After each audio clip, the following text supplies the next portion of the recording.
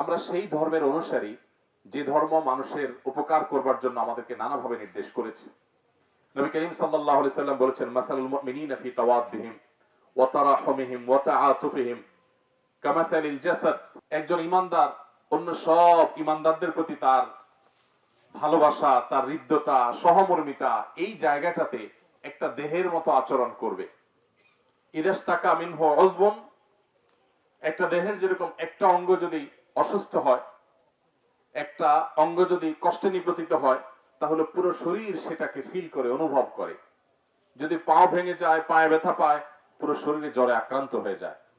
ঠিক একইভাবে গোটা পৃথিবীর সমস্ত মুসলমান, শুধু আমাদের দেশের নয়, আফ্রিকার জঙ্গলেও যদি কোনো মুসলমান কোনো কষ্টে নিপতিত হয়, আমরা সেটাকে ফিল করব, কষ্ট অনুভব হবে। গোটা পৃথিবীর মুসলমানরা একটা দেহের মতো, কোন এক জায়গায় কষ্ট হবে, পুরো দেহ সেটাকে অনুভব করবে। তবেই আমরা প্রকৃত মুসলমান হতে পারবো। শুধু মুসলমান নয়, এমনকি অন্য ধর্মাবলম্বী যারা আছে তাদের প্রতি ইসলাম আমাদেরকে সহমর্মী হতে বলে, সমবেতী হতে বলে, তাদের পাশে দাঁড়াতে আমাদের বলে। প্রিয় নবী সাল্লাল্লাহু আলাইহি সাল্লামের সামনে দিয়ে একজন ইহুদির লাশ নিয়ে যাওয়া হচ্ছিল, তিনি সম্মান প্রদর্শন করেছেন। বলা হলো, হে আল্লাহর রাসূল, এটা তো একজন ইহুদির লাশ। তিনি বললেন যে, আলাইসাত নাফসা, ইহুদির লাশ হতে পারে, এই লাশটা কি কোনো মানুষ নয়? আমি কি তাকে সম্মান জানাবো না? আমরা সেই ধর্মের অনুসারী। আমাদের ধর্মে কোনো কিছুর কোনো অভাব নেই। আমাদের কোনো নীতিবাক্য পৃথিবীর কোনো সভ্যতার মানুষের কাছ থেকে ধার নেওয়ার প্রয়োজন নেই। আমাদের কোরআন হাদিস আমাদেরকে যা গাইড করেছে, কিয়ামত পর্যন্ত মানুষ যত সভ্য হওয়ার চেষ্টা করুক এবং যত সভ্যতা আবিষ্কার করুক না কেন, তার সব ভালোগুলোর মূল সূত্র কোরআন এবং সুন্নাহয় রয়েছে। সো আমরা কোরআন সুন্নাহকে অনুসরণ করলেই সকল সমস্যার সমাধান আমরা পেয়ে যাব। আল্লাহ তাআলা আমাদের সবাইকে সে তৌফিক দান করুন। ভাইরা আমার, শুধুমাত্র আজকের এই পরিস্থিতিই নয়, আসুন আমরা শপথ করি, সংকল্প করি, আল্লাহ আমাকে যতদিন বাঁচিয়ে রেখেছেন, আমি যেখানেই থাকবো আমি মানুষের উপকার করব। আমার দ্বারা কোনো মানুষের ক্ষতি যেন না হয়। ডক্টর খন্দকার আব্দুল্লাহ জাহাঙ্গীর রহমতুল্লাহ আলাইহির নাম আপনারা শুনেছেন। ইসলামী বিশ্ববিদ্যালয় কুষ্টিয়ার প্রফেসর ছিলেন।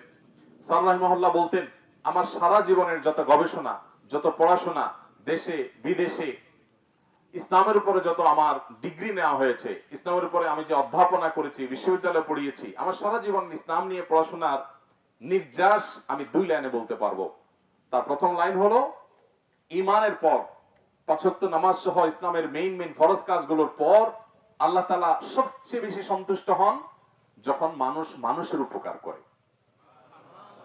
আর কুফরির পর, বড় বড় অপরাধ পাপাচারগুলোর পর আল্লাহ সবচেয়ে বেশি অসন্তুষ্ট হন যে কাজে, সেটা হলো কোন মানুষ যখন কোন মানুষের কষ্টের কারণ হয়। এজন্য ভাইরা, আজীবনের জন্য সংকল্প করি, আমরা কোন মানুষের কোন কষ্টের কারণ হব না। আমি কলাটা খেয়ে খোসাটা রাস্তায় ফেলবো না, কারণ সেটা একজন মানুষের আছাড় খেয়ে পড়ার কারণ হতে পারে। আমি ডাবটা খেয়ে ডাবের মালাটা যেখানে সেখানে ফেলে দিব না, কারণ সেখানে জমে থাকা পানি থেকে মশা হয়ে সেই মশা কাউকে কামড়ে অসুস্থ করতে পারে। সে অসুস্থ ব্যক্তি হয়তো আইসিইউতে গিয়ে মারাও যেতে পারে, আমি হয়তো জানিও না। আমি এমন ভাবে চলবো যে আমার আশপাশের কোনো মানুষ আমার দ্বারা কোনো কষ্ট যেন না পায়। আমি বিশেষ করে তরুণ বন্ধুদেরকে বলতে চাই, এখানে বেশিরভাগই আমাদের ছাত্র ভাইরা আছেন, তরুণরা আছেন। তারুণ্যের এই সময়টাকে নিয়ন্ত্রণ করা অনেক বেশি জরুরি। আমরা গায়ের জোরে কারোর প্রতি কোনো অবিচার করব না।